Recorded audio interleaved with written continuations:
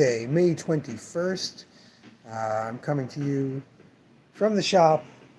Already flipped the sign. We're officially open. I'm standing up by the front. It's really low on the list of priorities, but I really do have to get the wall art back up. Um,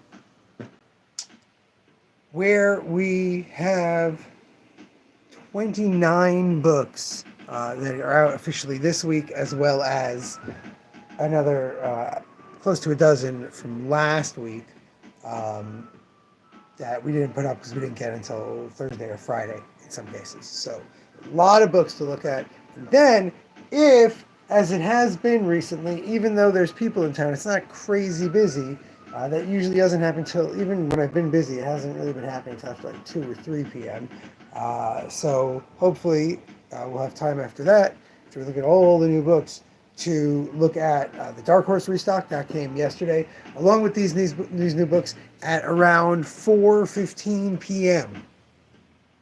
So that's when UPS showed up because it was their second time around. They said they came at like 11. I wasn't here, which is true. I was not here at 11. I said, "Oh, okay." And I quickly unpacked, got everyone's holds put away, got everything out. I was actually pretty proud of myself, but it started getting busy again around 5 p.m. So I actually had books backwards facing when people walked in at like 5:45. I was like, okay, it was busy at 5, but now no one's here. Let me just check that I have the room right because I already emptied, whatever. Anyway, let's look at the new books. Forget my bad. All right. We've got the latest family adventure. That's the Batman webtoon. I believe this is the final volume, but I could be wrong. We've got Paul Danziger's wonderful middle grade graphic novel, Amber Brown is Not a Crayon, made by the great Victoria. I love Victoria Ying. This is an award-winning book. Very excited for that one. The EC Covers Artist Edition. Tony once said to me, I've said this multiple times here on the live stream, Tony once said to me that his EC Artist Editions, or EC Covers, is one of his pride and joys of his collection. If you've seen the collection, if you've been watching the live stream for long enough, he has tons and tons and tons of reproductions of EC stuff. He's got posters, he's got giant binders, he's got fanzines, but he loved the Artist Edition the most because the Artist Edition really lets you see the line work. This is from the originals. So you can see the ink work. You can see when they made themselves a grid or something like that to work on. Really astounding stuff. Really gorgeous.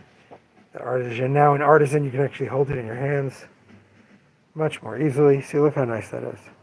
I love the Artisan editions. I would have gotten more of these, but I didn't have any pre-orders, so as usual, I held back.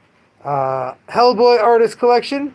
This is all Richard Corbin Hellboy art. He did a load of pinups as well as all of his stories. I think he did about 5 Hellboy stories and countless pinups. This also has lots of extras in the back if you're a Corbin fan or a Hellboy fan, a must. This came at the end of last week. Michel Fife's Creating Copra, his DIY guide to making a self-published comic. This came at the end of the week, The Mighty Nine, Beauregard Lionette, the latest Critical Role Mighty Nine graphic novel. And the first edition of Poison Ivy in softcover. This is G. Willow Wilson and Marcio Takara's award-winning, Eisner-winning Poison Ivy series. Just fantastic stuff. Really one of the best things. Just the same way I talk about the Fantastic Four book is this Poison Ivy book. It's the character at her core, recontextualized because our world is a lot more cynical than it used to be. So just terrific stuff. Glad we got it even though it came a drop late. This is still, let's continue with last week. BL First Crush Anthology, 5 Seconds Before We Fall in Love. This is an anthology of a bunch of different short stories with that premise. Kai Yakai, that's again, BL about 2 gangsters. See a theme here? This is what's popular, people. These are the things that I don't have copies anymore. My Lovesick Life is a 90s Otaku. That's the 3rd volume, probably the last volume we'll be getting for the shelves. After I logged off yesterday, I redid the manga. One of the big aspects of that is right here. It says buy 2 get 1 free. So we have buy 2 get 1 free now on all this manga. I filled all the alphabetical stuff. A major series, things we have 1 or 2 volumes of. Almost everything is on this shelf now. And there are other discounts as well, but I don't think we're going to get to them today. But yeah, when I did that, I decided that it's going to be like single issues. If I have the 3rd volume sitting, I'm not ordering the 4th, except for hopeless customers. But I try to do it with manga in general. I don't know. I let it slide. I really shouldn't. Omnibus for A Sign of Affection. This thing is only up to volume 8 in the series. I think it's going to only be 9 or 10. And they've already got an omnibus of the first 3. It's a wonderful graphic novel about a deaf girl where the sign language and the usage of sign language and how sign language communicates is seamlessly woven in. It's not always pointed out. It's not about that, though it is about someone learning sign language, so it has it. But they'll have whole scenes where people are just communicating in sign language, and it might translate it, but the hands are much more centered. They're whatever. It's just done very well, and now it is collected in an omnibus. We've got that's all last week's stuff. Now let's get to this week's stuff. We've got One Punch Man, Volume 28. We've got the new Witch Head Atelier, which we'd have a few more copies of, but the corners were beat up on like 3 copies. It was not good. The next of the very nice remastered Sailor Moon. They call this the Naoke edition. It's the remastered extra large ones on cheaper paper with the line weight corrected for the cheaper paper. Really great stuff. We have all 8 volumes. Latest volume of Oshinoko. Latest volume of She Loves to Cook, She Loves to Eat. I read this last night. I love this series. Unfortunately, this is the only volume of it we have. I'm thinking when I do my next Hachette reorder to reorder every volume of it because it is a really fun series. 3rd volume of Bocchi the Rock. I believe we have the 1st volume or the 2nd volume, but not both of Bocchi. Glitch Volume 3. 3rd volume of that mystery series. Are they living in a simulation? Is their reality bleeding into another? Will we find out in this volume? I believe it's the last one, so yes. Tokyo Babylon, a restock of the Great Clamp series, reissue of the Great Clamp series. Again, we'd have a couple more of these, but they came. Yes, this is an exciting one. Matsumoto, creator of Tekken Concrete, Ping Pong, Cats at the Louvre. Wonderful series about manga editor in Tokyo quitting manga. First volume really spoke to me. There's a part where he's selling his whole collection, and then literally after the buyer, the store counts up literally everything and tallies it up. He goes, you know what? I'm not selling it. And it was just like I felt everyone's everything on that level in that book. So definitely worth picking up the 2nd volume of that. 2nd volume of Smoking Behind the Supermarket. There's so much to get through today. Smoking Behind the Supermarket with You, popular anime, really big seller for us in number 1. I don't think we have any number 1s left. Maybe no number 1s left of it. So grab that. Another number 1 we've got is Fridays at the Atelier, an adult book about a woman taking an art course and finding romance. Barkham Asylum, Yehudi Mercado's latest humor Marvel book. It's a crypto book, but with Ace. And, right? I think he's barely in it, though. I think it's, the Joker's dog and Catwoman's cat, mainly. Really crazy stuff. Yehudi always brings the weirdness to just a perfect level. Gonna be excited to read that one, too. She Likes Gays, But Not Me. A very popular manga on the web, now in print. This girl only likes reading BL manga. She doesn't have any interest in dating her friend. Yuri Asumi, I Know Shinzu. It's a great creator. I don't really remember this series details, so let's look at that together.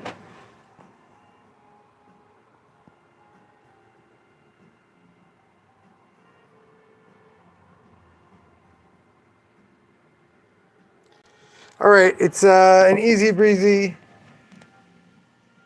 Late 20-something has to take care of a decrepit house and his nephew. Interesting.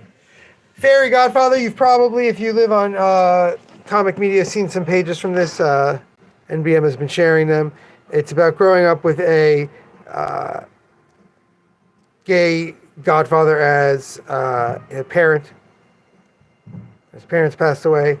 It's just who owned a movie theater. Just a really interesting book. Night at the Belfry, Xavier Saxon, wonderful creator. Terrific art and timing. Old boxer. One Last Chance. Really, really beautiful stuff. Nancy Pena and Baldwin La Calais Media. I believe this won a bunch of awards. Maybe just 1 or 2 awards, but look at that. Gorgeous, gorgeous retelling.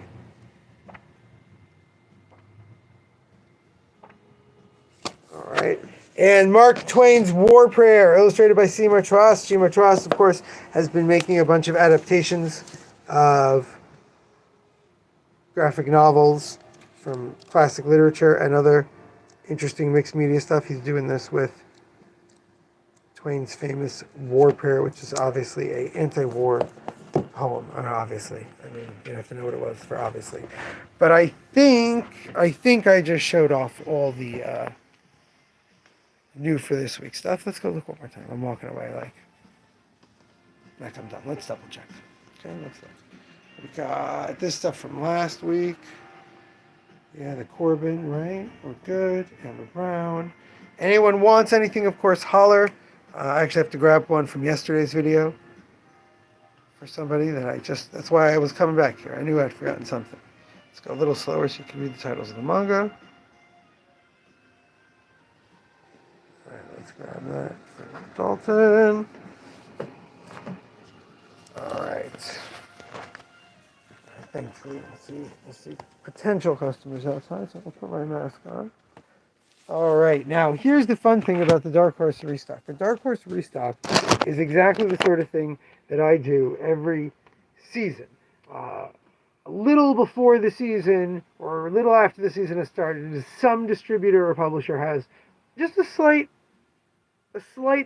uptick, discount, extra 5%, extra 10%. If it's an extra 20 or 30%, I'm going to jump on that any time of the year and just see if there's perennials. But what I do is I go and I look for books that we should have in stock, that we haven't had in stock for a while, or that when we had in stock sold out right away, or areas I'm working on. Now, what's funny is I did this when I had the plan for the current rearrange in mind, but I hadn't done the rearrange yet. So a bunch of the things I ordered I thought were going to go in the literary adaptation because I thought that was going to be sparse, but it is packed. So I'm probably going to have to make a small display. I'll point those out as I come. We've got, and I haven't checked these for damages yet, so bear with me. I'm going to probably look down. We got Blade of the Immortal Volume 1, which I'm down to like 1 copy of. So good to have that back in stock. I got a couple of the Legend of Korra anthology. That moved slowly but pretty surely. This is a set. I got a couple of mangas that are like 2 volumes. I just got 1 copy of both. So that's At the Mountain of Madness, which is getting a big release, but that's like August, I believe.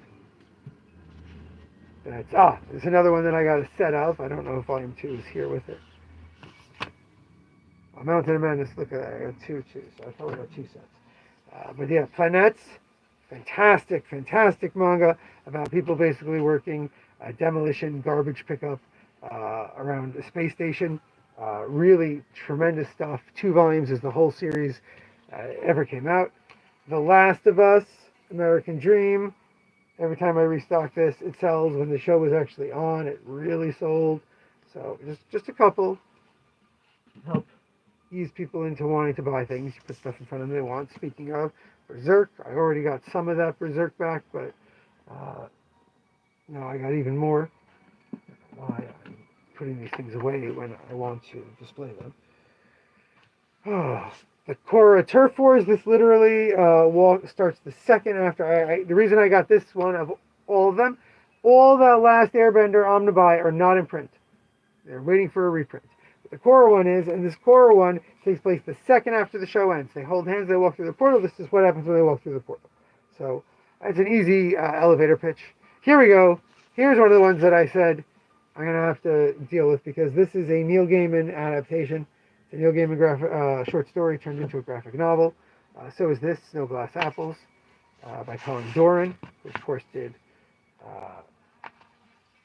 Chivalry and is working on the Good Omens graphic novel. This is for Albuquerque. We got a whole bunch of different ones of those. So that's, of course, now going to have to like get a little section, I think. Maybe I'll just write, hey, look, it's Neil Gaiman on one shelf and put those Neil Gaiman ones there.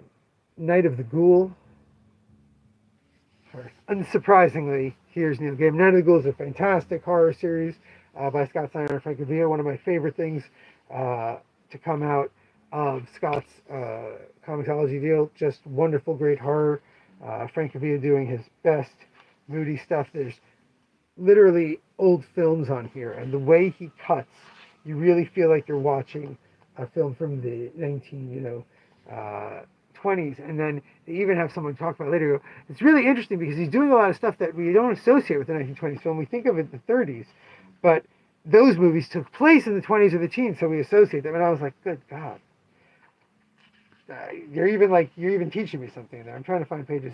And then the modern stuff, which has a very different pacing, and I really, really dig. A really fun series. Definitely recommended. Stranger Things continues to sell. So I hedged my bets. I got the whole Christmas special collections. These are really fun issues. They take place in Christmas in between certain seasons. And worst comes first, if they don't sell, they will be good gifts in 3 months. No, not 3 months.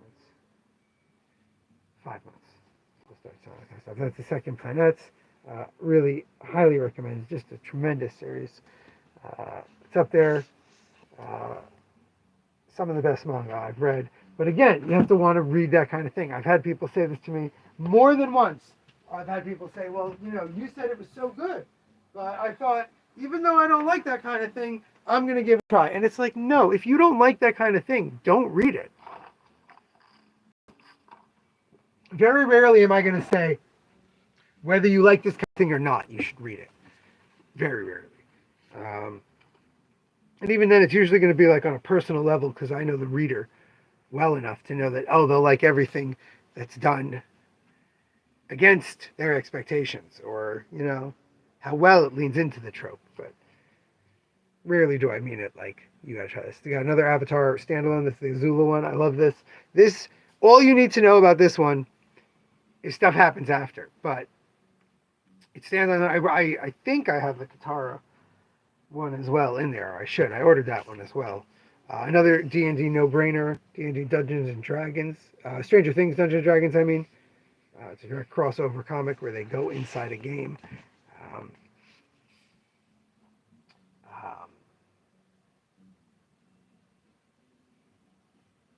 They go through their first game. Sorry. This is a comic about them playing their first game of D&D. This was actually, I believe, ordered for somebody. Strange. Hellboy omnibus, but I could be wrong, so it might end up showing up later in my post about all the new stuff we got. Now we're getting, all right, this was definitely ordered for someone. Sandman restock. Ran out of volume 1, so we have that back in stock. 2 of those. See, and that's the sort of series that I'm very happy to slowly sell, because I know I will, and there's about to be a second season of that show. If I was a braver man, no good. If I was a braver man, I would have gotten more than 3 copies of Sandman Volume 1, because the show's about to come back. It's already starting the internet hype and discussion of trailers, and we have the second Astro Boy omnibus. We have the second Astro Boy omnibus out there, so now I have number 1 to go with it. Satoshi Kon's Opus, fantastic manga. I didn't know that it was still in print. When I saw it on there, I said, well, we'll grab at least 1 during this sale. Here we go. It's one of my favorite series. Steeple by John Allison. Wonderful John Allison series about a prelate for the Anglican Church, Billy, over here, coming up. And the first person she meets is the assistant deacon at the Satanic Church, and they become best friends. It's a really great one. Oh, this I just got because I think it's a second steeple, right? I got two of them. I'll put that out with the series to read. Delver, really wonderful series by M.K. Reed. I was like M.K. Picard. No, M.K. Reed and Scott Spike Trotman, doing basically the actual real world effects of a dungeon popping up underground. Joe, I believe you read the first two volumes of that. Really fun series. I'm going to put that out with series as well. Here we go. Another Neil Gaiman literary adaptation. The great P. Craig Russell and Troy Nixey do Only the End of the World Again. A wonderful Gaiman short story adapted by great comic artists again. Oh, our friend Kristen Gutzik's Modern Fantasy. I think that's going to be a big hit once I put it out. It's fantasy world is real, except kind of like Pixar's thing with the two brothers, right? Except much more mundane, the life that they lead. Even more mundane than theirs. So really fun. The aforementioned Chivalry. Colleen Doran's beautiful Gaiman adaptation. I mean, not that Snow Glass Apples isn't beautiful. Speaking of beautiful, James Sicko's Orphan and the Five Beasts, a really great action book that we've been recommending for a while. But again, this is all stuff that like we could sell any day of the week. So if I'm restocking for summer, might as well start with that. There's a new edition of Cuphead coming out. So we got the Cuphead, the volume 1 is over there. Now there's some volume 2 that came in that restock. Wait a second.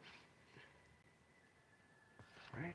And like I said, we ordered a bunch of the other Avatar standalones. Toph's Metal Bending Academy, that's another one that you just have to know stuff happened after. But here's one of the ones that you don't have to know that stuff. Sookie Alone. This is Sookie's time in prison. So if you've seen the show, you know that she gets put in prison and then she comes out at the end and meets them and helps them fight. This is what happened along the way. I had to grab a copy of Lady Killer. We sold out of it in the noir section. I knew I was making crime and noir its own big section. I want to put that dead center. So that has to happen. Hellboy. I think I did just get the first two Hellboy I'm going to buy. People keep coming in and asking about it. So pretty sure that's what those are for, but I will check. All right. Got that. Last of Us again. Faith Aaron Hicks. Okay. Copy's fine. And last but not least, there we go. I knew I had two. I think the Katara one I was mentioning was out of print. This is Gotanabe's short stories of Lovecraft. That's going to go right in our horror section next to his Mouth of the Madness. And then there's another one of those. All right, that's everything. It's a nice long live stream. Almost 40 new books this week. Dozens of restock books. And tomorrow we'll look at the new single issues and like a handful of graphic novels that come out on the Wednesday release. Until then, remember, damn it, babies, you gotta be kind.